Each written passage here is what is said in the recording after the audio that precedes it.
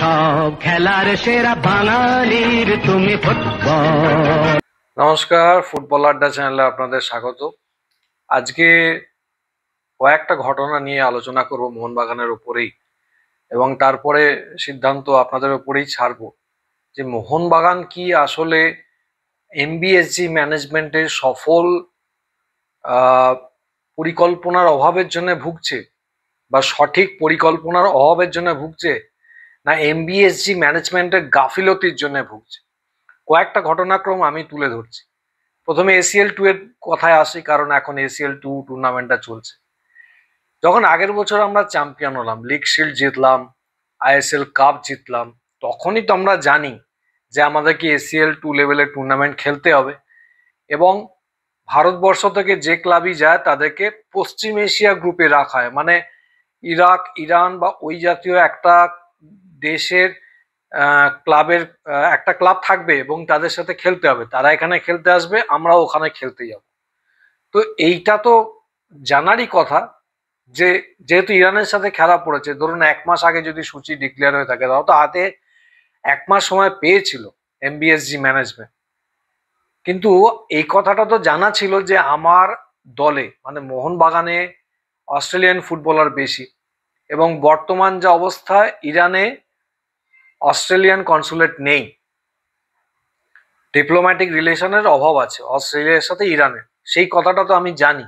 তাহলে আগের থেকে এমবিএসজি ম্যানেজমেন্ট কেন তদবির শুরু করলো না ইরান কনসুলেটে, বা ভারতের যে ডিপ্লোম্যাটিক রিলেশনটা আছে ইরানের সাথে, সেটাকে কাজে লাগিয়ে কেন ভিসার সমস্যার যে সম্মুখীন এখন হচ্ছে সেটা সমাধান করে রাখলো না? মানে এটা একটা খুব আশ্চর্য ব্যাপার। এটাকে কি বলবো, পরিকল্পনার অভাব বলবো, না গাফিলতি, না ওই যার জিনিস চলে আসছে স্টেজে মেকআপ করে দেবো? মানে টোটালি এটা একটা আনপ্রফেশনাল ব্যাপার। এর মধ্যে প্রফেশনালিজমের কোনো ছাপ কিন্তু দেখতে পাচ্ছি না। মানে যদি আমি ভেবে থাকি যে আমি খেলবো, ACL2 তে ভালো রেজাল্ট করবো, তাহলে অন্তত এই জিনিসগুলোতে গাফিলতি থাকতো না। খেলতে গেছি, হেরে গেছি, আলাদা কথা। এখন এমন অবস্থা যে ওই 3টে প্লেয়ার, যেমন কামিন্স, ম্যাকলারেন আর দিমিত্রি, এরা যেতে পারবে কিনা সেইটা নিয়ে একটা সন্দেহ তৈরি হয়ে যাচ্ছে। এটা গেল ACL2। এবার আসুন IFA শিল্ডের কথা। IFA শিল্ডের করার জন্য IFA একটা মিটিং ডেকেছিল, সেখানে বাকি যে সমস্ত ক্লাব খেলা কথা তাদের প্রতিনিধি এসেছিল, একমাত্র মোহনবাগানের প্রতিনিধি অনুপস্থিত। চিন্তা করুন, আজকে আমরা যে 29শে জুলাইটাকে ফলাও করে মোহনবাগান দিবস হিসাবে পালন করি, সেটা তো সেই IFA শিল্ড 1911 সালে জেতার কথাটা ভেবেই করা, সেটাকেই সেলিব্রেট করা। আজকে IFA শিল্ড হতে চলেছে, আমরা কোনো প্রতিনিধি পাঠাইনি, অথচ সেই একই মিটিংয়ে মোহনবাগানের মানে প্রতিনিধি না থাকলেও বাংলার বাকি দলগুলো যেমন ইস্ট বেঙ্গল, মোহামেডান এবং ডায়মন্ড হারবার FCর কিন্তু প্রতিনিধিরা সেখানে ছিল। অবস্থা বেগতিক বুঝে IFA কিন্তু IFA লিগ থেকে আর একটা দলকে বলে রাখছে যদি মোহনবাগান না খেলে তাহলে তারা সেই দলটাকে নেবে। প্লাস গোকুলাম FC বলেছে তারা IFA শিল্ড খেলবে। আরো একটা সর্বভারতীয় পর্যায়ে দলের সাথে IFA কথা বলছে শিল্ড খেলানোর ব্যাপারে। এখন অব্দি বিদেশি কোনো টিম আসবে কিনা সেই ব্যাপারে জানা যায়। তা আমরা কি করছি? আমরা IFA শিল্ড খেলছি না, মানে ধরেই নিচ্ছি খেলছি না। এখন এমন অবস্থা, আমরা ঘরোয়া লিগ, কলকাতা লিগ, সেটাতে নমো করে দল বানাচ্ছি। প্রত্যেকটা দল দেখুন একটা সিনিয়র জুনিয়রের একটা সমন্বয় করে একটা টিম বানাচ্ছে, যাতে জুনিয়রদের মাঝপথে খেলার পথ সময় বা মাঠের বাইরেও তাদেরকে গাইড করার দরকার পড়ে। একটা দলে জুনিয়র এবং সিনিয়র এই জন্যই রাখা হয় যে জুনিয়র খেলোয়াড়দের সিনিয়র খেলোয়াড়রা মাঠের মধ্যে এবং মাঠের বাইরে গাইড করে এবং তাদের মধ্যে থেকে সেরা পারফরমেন্সটাকে বের করে নিয়ে আসে। মোহনবাগান জানি না কোত্থেকে জুনিয়রকে জোগাড় করে নিয়ে আসে, এবং তাদের খেলার সেন্সের অভাব, তাদের ফুটবল স্কিলের অভাব। একটা আনকোরা টিমকে নামিয়ে দিচ্ছে সমস্ত বাঘা টিমের বিরুদ্ধে। না, এটা কোন ধরনের প্রফেশনালিজম জানি না, মাথায় তো আসছে না। কলকাতা লিগে পারফরমেন্স দেখুন, যে গত দুটো মরশুমে আমরা সুপার সিক্সে উঠতে পারিনি, এর থেকে লজ্জার কিছু আছে? যতই আমাদের সচিব, আমাদের সভাপতি উনি বলতে থাকুন যে এটা তো অমুক ক্লাবের টুর্নামেন্ট, আমরা সেই জন্য খেলি না, এগুলো কিন্তু দাদা রেকর্ডে লেখা থাকবে না যে এটা অমুক ক্লাবের টুর্নামেন্ট সেই জন্য খেলি না, বা অমুক অমুক ক্লাব সিনিয়রদেরও নামিয়ে ছিল বলে তারা চ্যাম্পিয়ন হয়েছিল, সেই জন্য তাদের কলকাতা লিগের চ্যাম্পিয়নশিপটা বেশি, আমাদের কম, এগুলো কিন্তু লেখা থাকবে না। এটা লেখা থাকবে যে যখন আপনারা দায়িত্বে ছিলেন আপনাদের গাফিলতির জন্য কিন্তু এই জিনিসগুলো হয়েছে। আর কোচকেও মানে বলা আছে, হারের পরেও এই কোচ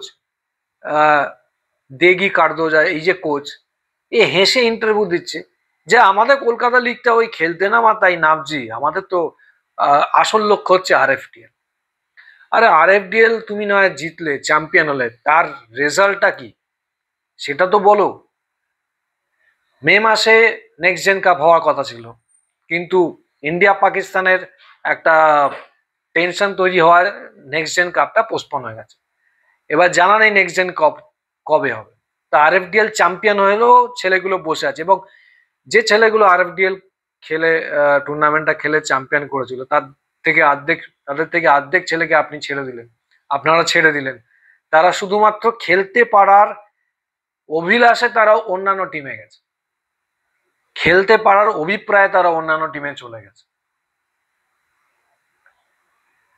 রঞ্জিত বাজাজ লোকটা যেমনই হোক, যাই হোক, এটা তো মানতে হবে যে জুনিয়র দলটাকে নিয়ে তার নিজের বাড়ি বন্ধক রেখে 56 লাখ টাকা জোগাড় করে তাদেরকে গথিয়া কাপ খেলিয়ে নিয়ে আসছে, চ্যাম্পিয়ন করে নিয়ে আসছে, একটা ইন্টারন্যাশনাল এক্সপোজার দিচ্ছে। আর আমরা একটা এত বড় গ্রুপ, এত কোটি কোটি টাকা খরচা হচ্ছে এমবিএসজি গ্রুপের পেছনে, এমবিএসজি ম্যানেজমেন্টের পেছনে, গ্রুপ ঘুরছি বা তাদের সঙ্গে যুক্ত রাখছি, যুক্ত থাকছি, আখেরে লাভ কি কিছু হচ্ছে? সুপার কাপে কথায় আসুন।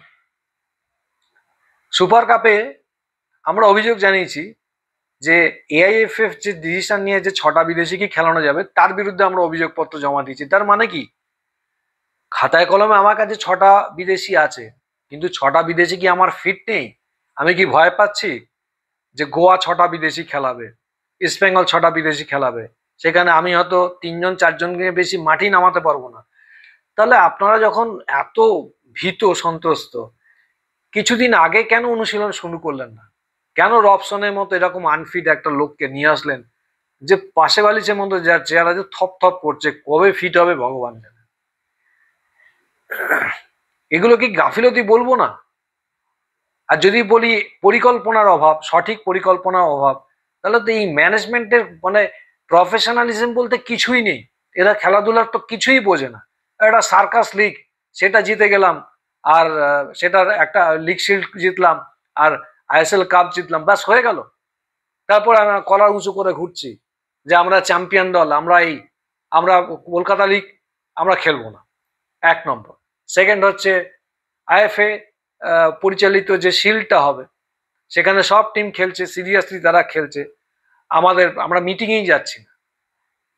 কলকাতা লিগে ততই বছর অবস্থা, গত 2 বছরে সুপার সিক্সে উঠতে পারিনি, বাকি টিমদের ওয়াক ওভার দিচ্ছি, মানে এত দুরবস্থা আমার তো মনে হয় মোহনবাগানে কোনোদিন হয়নি।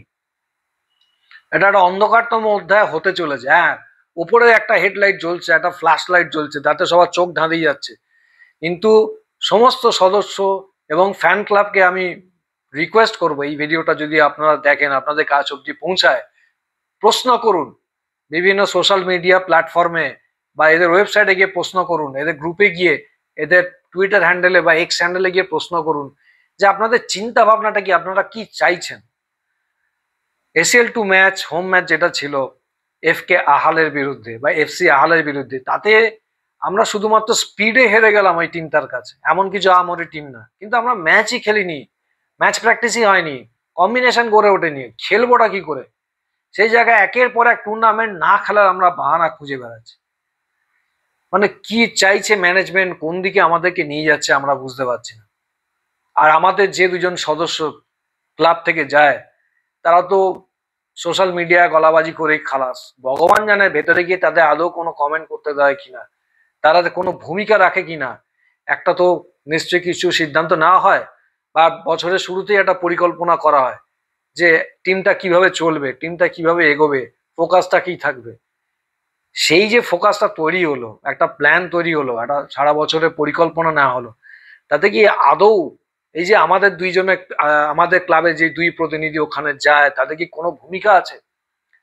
আমি বলবো আপনারা কমেন্ট করুন, কমেন্ট করে এই ভিডিও নিচে রিমার্কসে আপনারা কমেন্ট করুন এবং এনবিএসজি ম্যানেজমেন্টকে প্রশ্ন করুন তাদের ওয়েবসাইটে গিয়ে, তাদের এক্স হ্যান্ডেলে গিয়ে, যে আপনারা কি ভাবছেন, আপনাদের চিন্তা ভাবনা কি আছে।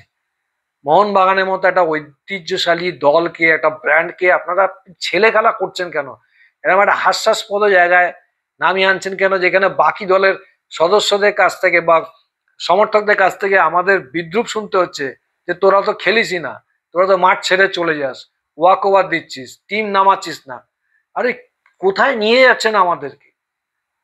আমার অনুরোধ, এই ভিডিওটা যারা দেখছেন তাদের অনেক অনেক ধন্যবাদ এবং আপনারা সক্রিয়ভাবে এর প্রতিবাদ করুন, কমেন্ট করুন, আমার এই ভিডিও নিচে রিমার্কসে কমেন্ট করুন এবং এফবিএসজি যেখানে যেখানে সম্ভব হোক কমেন্ট করে আমাদের মনোভাবের কথা, আমাদের প্রোটেস্টের কথা, আমাদের প্রতিবাদের কথা অবশ্যই তাদেরকে জানান।